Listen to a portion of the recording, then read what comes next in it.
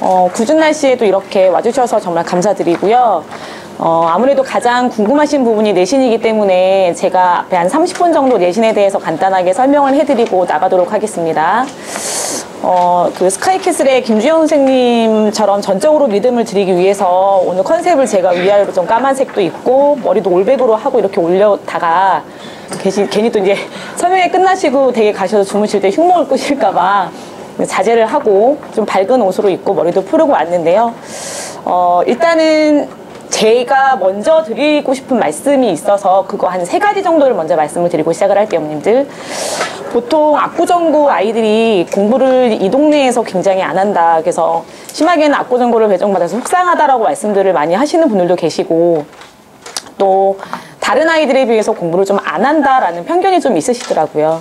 근데 그거는 사실 기존에 한 4, 5년 전에 있었던 얘기이고, 작년하고 재작년을 비교해 봤을 때 학교의 분위기가 좀 많이 달라졌다라고 아이들이 먼저 얘기를 하고, 또 학교에서도 그렇게 선생님들께서 아이들을 관리를 하겠다라고 먼저 말씀을 해주신 거고, 실제로 저희가 이제 시험 문제를 분석을 해봐도 4, 5년 전에 제가 시험 대비를 했을 때와는 판이하게 다르다라는 걸 제가 이제 느끼기 때문에 기존에 생각하시는 것처럼 아이들이 공부를 굉장히 안 한다라는 편견을 좀 버리셨으면 좋겠고, 어차피 1, 2등급 싸움이니까 1등급이나 2등급에 있는 아이들은 공부를 어느 학교나 마찬가지로 다 잘하는 거는 똑같다라고 생각을 하시면 될 것 같아요. 그리고 이제 또 하나 두 번째로 가지고 계신 편견이 뭐냐면 현대고보다 내신을 따기가 굉장히 쉽다라는 편견이 있으신데, 사실은 제가 봤을 때는 시험 문제가 예전처럼 쉽게 나오지도 않을 뿐더러 학생 수가 굉장히 적은 편이잖아요. 그래서 늘 뽑기는 200명을 뽑는데 이게 한 학기가 지나고 이제 중간고사, 기말고사 점점 지나면 지날수록 아이들이 200명에서 190명 정도로 줄어들어요. 이유가 전학을 가고 그 다음에 뭐 유학을 간다든가 자퇴서를 내고, 그래서 그런 식으로 빠져나가는데 현대고보다 내신 따기가 쉽기 때문에 현대고에서 압구정고로 넘어오는 학생들 또는 청담고로 넘어가는 학생들이 있더라고요. 그래서 이제 저희가 분석을 좀 해봤는데 다 그런 건 아니지만 반 정도는 성공을 하는 케이스도 있고 반 정도는 의외로 등급이 더 떨어지는 경우도 있더라고요.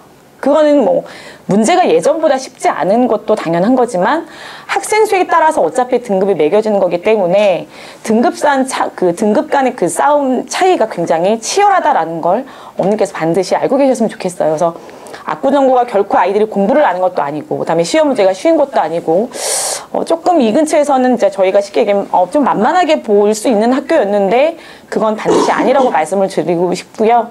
그래서 이제 제가 지금부터 그러면 문제가 어떻게 나오는지를 가장 궁금해하실 것 같기 때문에 실제로 문제 유형을 좀 보여드리면서 설명을 드리도록 하겠습니다.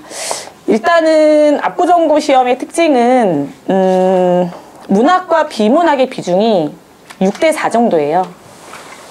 6대4 정도의 비중으로 나오고, 그 다음에 출판사는 뭐 비상교육에서 나오는 그 박안수라는 사람이 지금 대표 저자가 박안수로 되어 있는 비상교육 출판사를 사용을 하고요.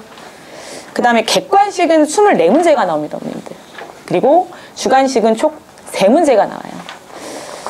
생각보다는 다른 학교에 비해서 주관식의 비중이 그렇게 많은 편은 아니고요. 그 얘기는 바꿔서 얘기한다면 객관식이 훨씬 더 난이도가 어렵다는 뜻이겠죠.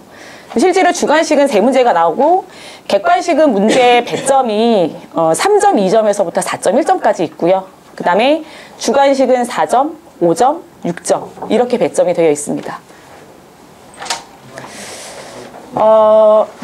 객관식이 어렵기 때문에 주관식은 상대적으로 학습 활동에서 굉장히 많이 내는 편이라서 저는 시험 대비할 때 서술형을 준비시킬 때는 학습 활동에서 나올 수 있을 만한 것들을 제가 준비를 시키고 연습을 시켜서 아이들이 웬만하면 주관식에서는 깎이지 않도록 열심히 이제 연습을 시키고 써보기도 하고, 실제로 말로 시험 보는 것보다는 주관식에서 절대 실수를 하면 안 되는 부분이 맞춤법과 띄어쓰기이기 때문에 그 부분을 굉장히 연습을 많이 시키고요.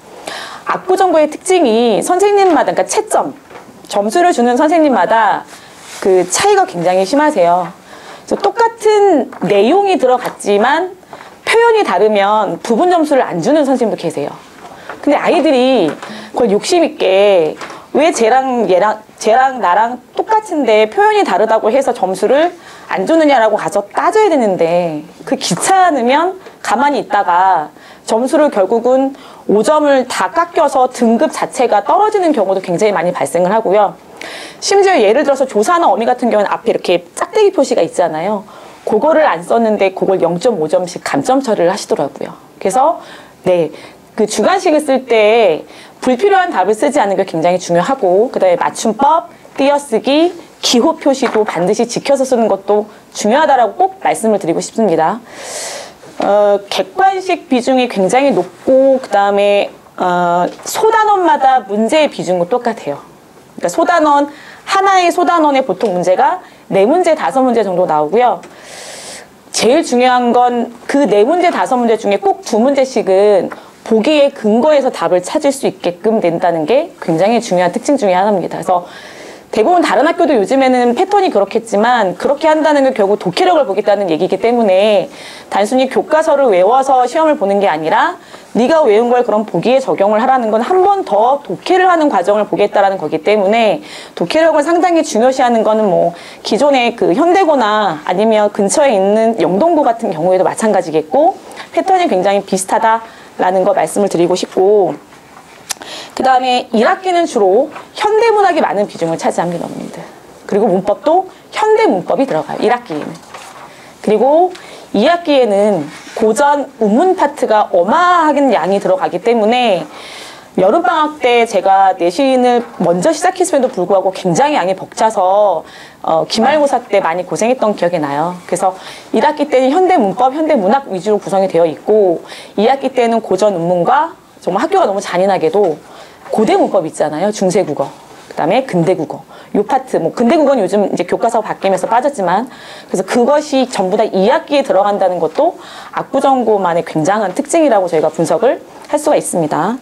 그리고 세 번째, 문학이 6대4의 비중이면 6이라는 비중을 차지하기 때문에 굉장히 중요한 비중을 차지하는데 더 중요한 건 만약에 문학 작품이 10개가 들어간다고 한다면 10개 중에서 5개는 교과서에 있는 작품이 들어가요, 어머님들.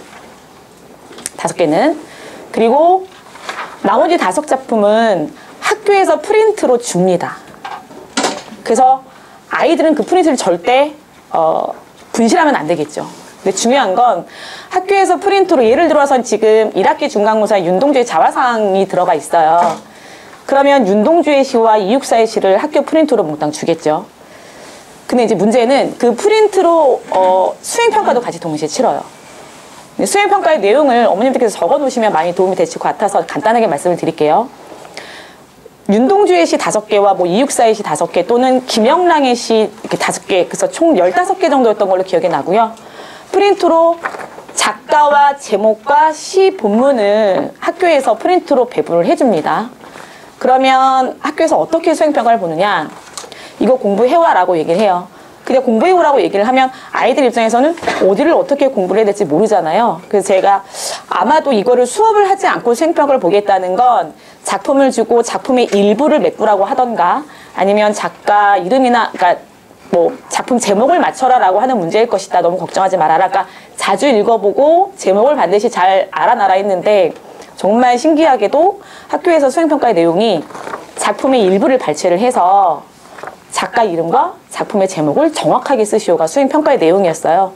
근데 중요한 거는 그걸 1학기와 2학기 때 계속해서 진행을 하더라고요. 그리고 그 학교 프린트에 있는 작품은 실제로 중간고사와 기말고사에 다 시험에서 출제를 하는 그런 패턴을 보이고 있어서 아이들이 이제 학교 들어가자마자 학교에서 여러 가지 프린트를 나눠줄 거예요. 그러면 절대 잊어버리지 않도록, 잃어버리지 않도록 어머님께서 미리 얘기해 주시면 도움이 많이 될 것 같습니다. 그래서 그런 특징이 있고 실제로 제가 이제 문제 유형을 좀 보여드리면서 그 유형에 따라서 제가 어떻게 시험 대비를 하고 있는지 설명을 한번 드리도록 할게요. 이게 압구정고 시험 문제의 가장 대표적인 유형이라고 할 수 있습니다. 그러면 저기 맨 위에 여기 가라고 되어 있는 거 보이시잖아요. 요거는 학교 프린트에 있었던 작품이고요.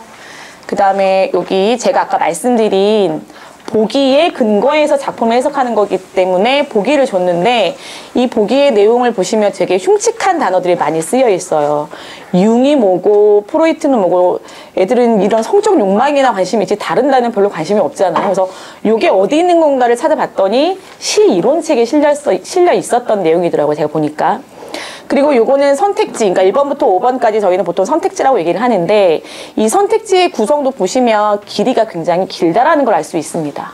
그럼 학교에서 이런 유형을 내는 이유는 딱 하나예요. 넌 일단 이걸 외웠니 안 외웠니? 이 시에 대해서 너는 시어와 시 구절의 의미, 표현상의 특징을 정확히 공부를 했니 안 했니를 묻겠다는 거겠죠. 다만 물을 때 그걸 단순하게 묻기가 싫기 때문에 이걸 줬다는 거죠. 그럼 이 선택지는 위에 거와 아래 거 여기서 잘 외운 걸 이걸 바탕으로 해석을 하면 답을 찾을 수 있게끔 냈다는 얘기인 거죠.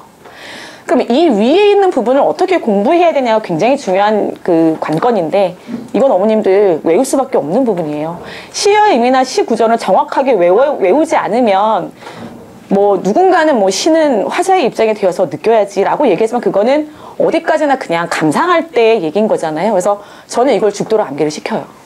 그래서 이 부분에 있어서 교과서에 있는 범위든 학교 프린트에 있는 거든 저는 일단은 학교 프린트에서 뭐뭐 나왔는지를 먼저 조사를 한 뒤에 학원에서 이미 그런 것들이 다 준비가 되어 있기 때문에 교과서에 있는 것뿐만 아니라 학교에서 이제 추가적으로 나온 프린트에 대해서도 아이들한테 수업을 실제로 진행을 하고 공부를 해오라고 시켜요. 그러면 이제 시험을 봐요. 시의 의미를 물어본다든가 시 구절의 의미를 물어본다든가. 그래서 이제 시험을 볼 때 쪽지 시험으로 안 보고요. 1대1로 나와서 물어봐요. 제가 그 방법을 썼던 이유 중에 하나는 뭐냐면 외웠는지 안 외웠는지 공부했어 안 했어? 라고 물어봤더니 했어요. 자신 있게 나오더라고요. 자, 아무거나 물어볼게 랜덤으로. 순서대로 물어봐주면 이 아이들이 이걸 공부를 순서대로 하는 아이들은 순서대로만 기억을 하지 아무 데서 물어보면 그래서 저희 시험 볼 때 시간이 정해져 있는데 이게 순서대로 다 따질 수는 없잖아요. 어디에서 뭘 물어보든 제한된 시간 안에 답을 맞춰야 되는 건데 그래서 제가 이제 어떠한 상황에서든 당황을 하든 안 하든 간에 답을 맞추는 연습을 시키기 위해서 실제로 종이로 시험을 보지 않고 자 아무거나 물어볼 거야 자신 있대요. 물어봤어요. 제 얼굴을 그러더니 이상하게 선생님 얼굴만 보면 기억이 안 난다는 거야. 제 얼굴이 무슨 죄는 아니잖아요. 이상하다. 야, 내가 뭐 미안하게 생기긴 했지만 내 얼굴이 뭐 이렇게 심각하게 네 기억을 상실시킬 만큼 내 얼굴이 잘못한 것 같진 않아. 잘 기억해봐. 들어가서 잠깐 책 좀 다시 한번 보고 오겠다고 얘기를 하더라고요. 그래서 어떻게 공부했어? 그랬더니 3번 정도 읽어봤다고 하더라고요. 요즘 아이들은 어머님들이 신기하게도 암기라는 거에 대한 개념이 저희 때랑은 달라요. 저희 때는 공부할 때 암기가 전체 내용을 머릿속에 담고 시험을 보러 가는 거였잖아요. 근데 요즘 아이들은 암기라는 개념이 책을 3번 정도 읽어보고 그게 저절로 자기가 보고 있으면 안다라는 착각이 들기 때문에 머릿속에 들어와 있다라고 생각을 하더라고요. 그래서 와서 보니까 자꾸 긴장된 제 얼굴을 보면 긴장된 상태에서 제 얼굴을 보면 분명히 봤던 건데도 기억이 안 나는 상황이 발생이 되는 거죠. 그래서 제가 아이들한테 천천히 설명을 했어요. 실제로 시험지는 나보다 더 어마무시한 느낌이 들 것이다. 그러면 그런 긴장된 상태에서 답을 맞추려면 너는 적어도 이 시의 의미에 대해서 완벽하게 알고 있어야 돼. 실제로 제가 학원 경력이 22년 차인데 여러 번 해봤어요. 여러 가지 실험을 다 해봤는데 제일 좋은 건 같은 단원에 대해서 3번 정도 반복을 하고 암기를 시켜서 어떠한 상황에서든 긴장을 해도 답을 할 수 있게끔 연습을 시키는 게 제일 중요한 것 같더라고요. 근데 이제 문제는 그러면 암기를 언제 시키느냐. 저는 수업 시간 이외에 추가로 보충 시간을 잡아요. 2시간짜리를. 저는 그거를 표현을 테스트 보충이라고 하는데 집에서 일단 외워와. 기본적으로 어쨌든 숙제는 집에서 공부는 네가 하는 거기 때문에 집에서 외워와라. 그리고 학원에 테스트 보충을 부르면 훑어볼 시간을 줘요. 바로 시험을 보는 건 저는 잔인한 짓이라고 생각을 하기 때문에 훑어볼 시간을 주고 아이한테 자신 있을 때 나와라. 대신 시험을 볼 때 한 단원을 전체로 다 보는 건 아니고요. 페이지별로 봅니다. 그래서 아이가 내가 외우고 있구나 아니면 어느 부분이 부족하구나 라는 걸 스스로 느끼게 하고 외워온 부분은 넘어가면 되는 것이고 외웠는데 잠시 잊어버린 부분은 다시 앉아서 다시 시험 봐.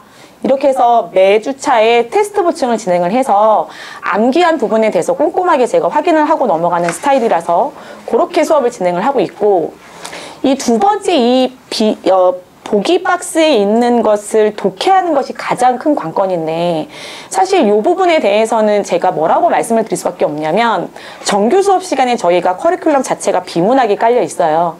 근데 이제 1학년을 대상으로는 비문학 시간에 지금 현재 뭘 하고 있었냐면, 여러 가지 소재의 그 기출문제를 바탕으로 해서 지문을 읽히면서 지문에서 어떠한 접속어와 어떠한 단어 표지가 있는 문장이 중요한 것인지 글의 구조를 파악하는 연습을 수업 시간에 진행을 하고 있거든요.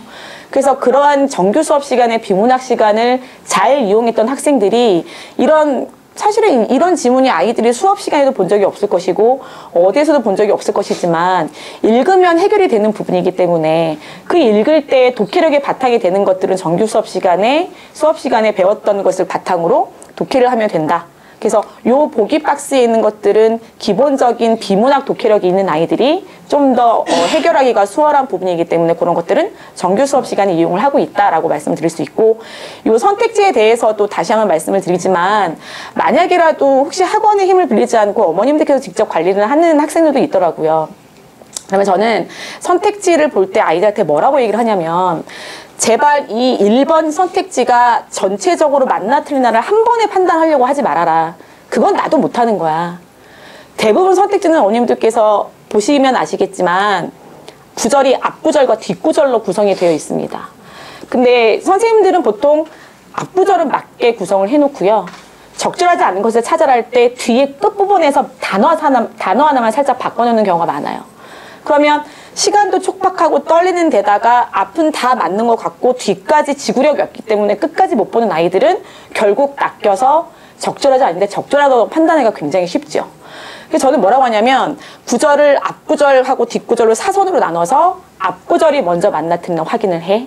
그리고 뒷구절이 끝까지 맞나 확인을 하고 답을 찾아.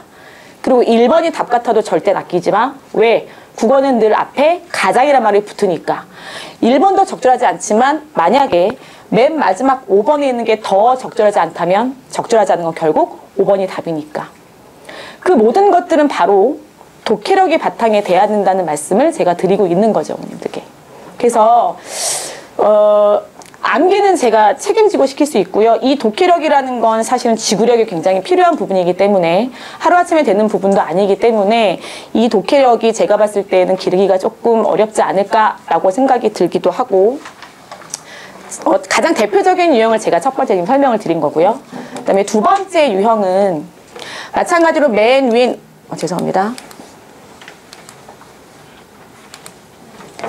맨 위에 있는 저 다라고 되어 있는 시조 있잖아요. 저거는 교과서에 있었던 거고요. 그 다음에 이 보기에 있는 건 마찬가지로 보기가 또 주어진 거고, 보기에 있는 것은 학교 프린트에 추가적으로 나왔던 시조입니다. 그러면 지금 화자의 정서와 태도로 가장 적절한 것을 두 작품의 공통적인 정서와 태도를 고르는 거고, 이 선택지에 있는 5작품은 아이들이 실제로 학교 수업 시간에 본 적도 없고 들은 적도 없는 그런 작품이라 할 수 있겠죠. 그러니까 가장 흔하게 말하기로는 교과서 외부집이 나왔다라고 표현하는 문제 유형인데, 대부분 아이들이 1등급이나 2등급을 결정하는 건 아까 앞에서 나왔던 문제 유형과 지금 이 두 번째 문제 유형이라고 할 수가 있습니다. 솔직히 말씀드리면 저희가 보통 1학년이 패턴이 이러하다는 걸 누차 매번 경험했기 때문에, 그래서 저희 학원에서는 겨울방학 특강 때 시조 50편을 지금 마무리가 되어 있는 상태고요. 1학년 수준에서는 저희가 50편 안에서 해결하려고 했던 그 안에서 보통 외부 지문이 나오는 편이기 때문에 이런 것들은 그러면 학원에서는 어떻게 해결하느냐, 그거는 저희 교재와도 좀 연관이 되어 있는 거기 때문에 이따가 교재 설명할 때 제가 다시 한번 이 부분에 있어서는 설명을 드리도록 할게요. 아이들은 이렇게 생긴 지문이 나오면 읽지도 못해요. 심지어 예를 들어서 그리더님이 1번에 그리더님이 온다, 반가움이 이러하랴 저걸 어떻게 끝맺지? 그런 이상한 포인트에 초점을 두느라고 저런 걸 굳이 몰라도 정서를 파악할 수 있지만 저런 말투 하나하나에 굉장히 신경을 쓰느라고 정말 중요한 걸 놓쳐버리는 케이스가 굉장히 많더라고요. 그래서 이렇게 생긴 문제가 대부분을 차지하고 있기 때문에 이런 것들을 수업 시간에 저희가 해결을 해 나가는 것들, 내신 대비할 때 해결을 해 나가는 것들이 굉장히 중요한 포인트라고 생각하는데, 저런 문제들을 해결하기 위해서 어떻게 되는지 교재는 뒤에 설명해 드릴게요. 요거는 등급 컷인데요. 저는 솔직히 말씀드리면 지금 이 현재 등급 컷은 별로 중요하다고 말씀드리고 싶지 않아요. 왜냐면 저건 작년 거니까요. 작년의 아이들과 올해 아이들은 다를 수가 있고, 또 선생님이 이게 지금 학교 시스템 자체가 그대로 데리고 올라가는 시스템도 있지만 1학년만 뭐 계속해서 진행하시는 선생님들 계시기 때문에 그거는 학교 시스템적인 부분이라 제가 뭐라고 이렇게 단언할 수는 없는 부분인 것 같고, 여기서 중요하게 보실 건 뭐냐면 1등급, 2등급, 3등급의 차이가 그렇게 크지 않다는 정도만 보시면 될 것 같아요. 솔직히 말씀드리면 학원에 보내면서 3등급을 받게 하려고 보내는 건 아니신 거잖아요. 보통 학원에 보내실 때 기대감은 1등급이나 2등급, 어떤 어머니들께서는 2등급도 굉장히 화를 내시는 분들도 많으세요. 제가 실제로 시험 대비했는데 작년에 4번의 시험이 있었잖아요. 4번의 시험 중에 3번이 다 100점이었거든요. 그리고 한 번이 마지막 기말고사였고, 그때가 뭐 속미인국, 사미인국 굉장히 어려운 것 고려가에 다 들어가는 때였어요. 전체적인 평균이 60점대로 뚝 떨어진 때였는데 그때 그 학생이 제가 기억으로는 91점을 받았거든요. 그래서 어머니께서 굉장히 화가 많이 나시더라고요. 어떻게 우리 아이가 3번의 시험 다 100점이었는데 이렇게 많이 점수가 떨어질 수 있느냐. 근데 그거는 시험의 특징이니까 어쩔 수 없는 부분인 거고, 등급은 그대로 유지가 됐기 때문에 어머님께서도 그 점을 참고하시면 좋겠고, 등급 간의 차이가 그렇게 크지 않다는 거. 제가 늘 말씀드리지만 상위권 아이들끼리는 그들만의 리그가 따로 있는 거잖아요. 그럼 저희는 그 안에서 어떻게 살아남느냐, 그걸 늘 연구하고 그렇게 준비를 해야 되기 때문에 압구정고도 다른 학교와 특히 현대고와 별반 다르지 않는구나 라는 점만 주의 깊게 보시면 될 것 같고요. 외부 지문을 이제 수업을 저희가 수업 시간에 한다라는 것도 이따가 뒤에 교재를 가지고 설명을 직접 해드리면 될 것 같고, 문법 문제에 대해서 제가 설명을 안 드렸던 것 같아요. 근데 문법은 패턴이 교과서에 있는 패턴을 따르긴 하지만 학생 이름만 바꾸는 정도? 예시를 바꾸는 정도만 되는 거지, 현대고처럼 문법 자체를 막 일상생활에서의 대화에서 모두 끌어오고 막 그런 편은 아니에요. 문법이 생각보다는 어렵지는 않게 되어 있기 때문에 충분히 제가 봤을 때는 연습시킨 대로 나와서 그것만 실수하지 않으면 문법은 잘할 수 있지 않을까. 아이들이 실제로 문학에서 많이 들지 문법에서 많이 들진 않아요. 걱정 문법을 많이 했거든요. 근데 저들 뭐라고 하냐면, 야, 문법은 차라리 나아. 왜냐면 문법은 선생님들도 응용하는 게 그렇게 쉽지 않거든. 잘못 응용했다가 답이 여러 개일 수 있어. 근데 문학은 사람이 말만 바꾸면 되게 구렁이 담 넘어가시 넘어갈 수 있는 거야. 어떤 사람은 역설을 반어라고 할 수도 있고 반어를 역설을 할 수 있으니 문학이 더 어려운 거지. 실제로 정말 시험을 보면 걱정은 문법을 많이 하지만 문법은 정해진 답이 있기 때문에 그렇게 아이들이 점수대가 낮진 않습니다. 실수로 하나 정도지. 근데 문학은 해석을 잘못하거나 하면 굉장히 그 점수대가 훅 떨어지는 경우가 많기 때문에 문법은 압구정고 같은 경우에는 크게 걱정을 하시지 않아도 된다라는 말씀을 드릴 수 있고요. 요거는 뭐 문학 문제의 난이도가 상승한다는 건 전체적인 특징이기 때문에, 그다음에 문법은 다른 학교에 좀 비슷하게 뭐 그렇게 어렵지 않다라는 거 말씀드릴 수 있고, 저희 내신 대비 교재의 특징을 지금 제가 이제 보여드리고 있는 건데요. 나중에 당장 저는 일요일부터 내신반을 개강을 했어요. 그러니까 정규 수업은 정규 수업대로 진행을 하고, 왜냐하면 독해력을 키워야 되는 거기 때문에. 그래서 정규는 정규대로 진행을 하고 내신 대비를 일요일부터 개강을 하는데, 그때 내신 대비 책을 제가 아이들한테 보내주면 어머니께서 한번 보시면 이렇게 생겼어요. 저희 내신 대비 교재가. 저게 지금 속미인국의 일부를 발췌한 부분인데요. 여기 보시면 단어의 의미, 시어의 의미, 시 구절의 의미, 표현상의 특징이 다 나와 있고, 그 다음에 여기 보시면 시험에 잘 나오는 뭐 예를 들어 이런 방정맞은 닭의 소리는 임과 나 사이를 방해하는 장애물이라는 기능이 나와 있는데, 이런 데서 예를 들어서 얘랑 같은 기능을 하는 것 또는 같은 기능을 하지 않는 것을 골라라고 한다면 이렇게 외부 지문이 나오게 되어 있거든요. 아까 시조처럼. 저희 실제로 정서나 태도나 어조가 비슷할 만한 작품을 이렇게 교재에 다 실어놨어요. 매 페이지마다. 그래서 요 수업만 메인은 물론 지금 이 작품이지만 이 작품만을 설명하는 것이 아니라 이 작품을 공부하다가 정서가 비슷한 게 이게 나올 수 있어를 동시에 수업 시간에 진행을 한다는 거겠죠. 그러면 이렇게 많은 작품을 아이들이 수업 시간에 하면 실제로 기억을 해낼 수가 있느냐. 이렇게 수업 시간에 한번 훑어주고 마무리는 뭘로 하면 되느냐면 문제풀이로 마무리를 하면 되는 거죠. 어차피 저렇게 비슷하게 되어 있는 것들은 문제에서도 선택지에서 물어보기 때문에 기출문제를 풀면서 다시 한번 작품을 정리를 하고 넘어간다면 아이들한테는 그리고 정해져 있어요. 막 너무 밑도 끝도 없는 작품을 주지는 않고 대부분 선배들께서. 그래서 정해져 있는 작품이 몇 개 있기 때문에 비슷한 작품, 연계 작품도 외부 지문 같은 경우에는 수업할 때 같이 진행을 한다라는 거를 말씀을 드리고 싶고요.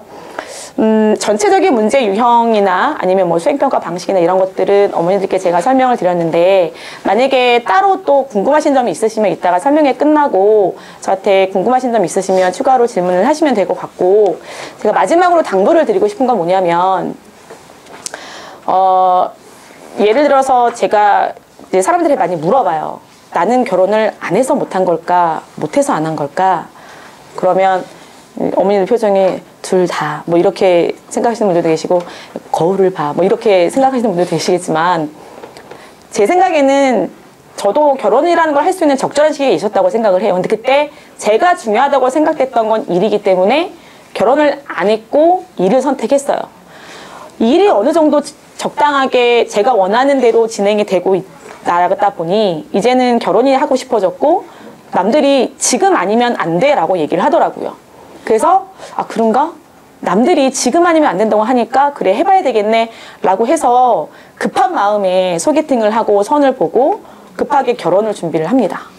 그런데 사람은 급하게 늘 어떤 일을 진행을 하다 보면 예를 들어서 어떤 남자를 만났는데 돈이 없다든가, 뭐 외적으로는 훌륭하지만 알맹이가 비었다든가, 급하게 마음 먹고 누군가를 찾다 보니까 결국에는 제 마음에 사는 사람, 뭐 마찬가지로 상대방도 마찬가지겠지만, 그래서 어떤 생각이 드냐면 내가 이렇게 살 바에는 그냥 안 하는 게 낫지. 그래서 지금은 그 시기를 다 놓치고 못하게 된 거죠. 그러니까 저는 아이들한테 늘 뭐라고 얘기하냐면, 국어 공부도 아마 너에게 적당한 시기가 있었을 것이다. 그런데 했어야 되는 시기에 누구나 다 초중 때는 영어나 수학을 먼저 잡아 놓더라고요. 그래서 그때 미리 시작하지 않은 학생들이 고등학교 1학년 때 이제는 내신 등급 따는 게 중요하니까 시작을 해야 된다 해서 학원에 왔어요. 왔는데 지금도 시기적으로 빠른 편은 아니지만 그렇다고 해서 늦은 편은 아닙니다. 근데 지금 만약에 시작하지 않는다고 한다면 저처럼 적절한 시기를 놓치게 되는 꼴은 아닌가라고 늘 걱정이 되고, 적절한 시기를 놓치게 되면 그때는 안 하게 되는 게 아니라 못 하게 되는 상황이 발생이 되더라고요. 못하게 되면 사실은 포기라는 걸 하게 되고, 저는 가장 안타까운 게 국어는 사실 대부분 못해서 안 하는 학생보다는 안 해서 못하는 학생이 굉장히 많은데, 아이들은 순서를 굉장히 많이 혼동을 하더라고요. 다른 과목에 비해서 상대적으로 시간을 투자할 수 있을 만한 시간이 없었음에도 불구하고 자기는 국어머리가 아니라고 하는 거예요. 그래서 국어머리는 따로 없어. 대신 영어나 수학을 하느라 국어를 상대적으로 그동안 안 했을 뿐이니까 한번 천천히 해보자라고 늘 얘기를 하는 편이에요. 그래서 어머니들께서 이 적절한 시기에 현명하게 판단을 하셔서 빨리 내신이나 독해력을 둘 다 향상시킬 수 있는 방법을 좀 강구해 주시면 좋겠고, 두 번째는 저희가 내신 대비가 총 5주로 이루어져 있거든요. 학원의 본격적인 내신 대비는 사실 3월 마지막 주부터예요. 그러면 대부분의 학원이 내신 대비 기간이라고 하여서 5주에다가 저희 학원은 그러니까 직전 보강이라고 하죠. 사실 직전 보강은 별로 의미가 없는 게 그냥 총정리하는 거죠. 내일 이러이러한 게 나오니까 알지? 공부했던 거 실수하지 마. 그러면 결국 5번의 수업인 거잖아요. 학원이 일주일에 국어학원은 한 번 오는 거니까. 제가 계산을 해봤더니 그러면 3시간씩 5번이면 15시간을 가지고 어떻게 시험을 잘 볼 수 있을 것인가라고 굉장히 고민이 많이 되더라고요. 또 어머니께서 미리 알고 계시면 도움이 될 만한 게 뭐가 있냐면, 내신 대비 기간, 그러니까 3월 마지막 주가 되면 학교 수행평가 기간하고 겹쳐요.